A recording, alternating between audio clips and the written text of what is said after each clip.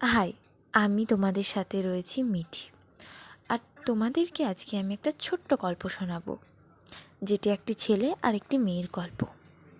ছেলে আর মেয়েটা ছোট থেকে দুজনকে খুব পছন্দ করত এবং বয়স হতে তারা দুজন মা বাবাকে বা পরিবারকে না জানিয়ে পালিয়ে গিয়ে বিয়ে করে। এই কথাটা কেউই মেনে নেয় না, দুই পক্ষ থেকেই মেনে নেয় না তাদের মা বাবারা। এর জন্য তারা আলাদা থাকতে শুরু করে। আলাদা থাকতে থাকতে তারা একটা ঘর ভাড়া নেয় এবং তারা একটা কলেজ ক্যান্টিনে কাজ করা শুরু করে। দুজনেই একসাথে কাজ করা শুরু করে। প্রথম তাদের খুব ভালো লাগতো যে দুজনে একসাথে একা রয়েছে, খুব ভালো লাগতো।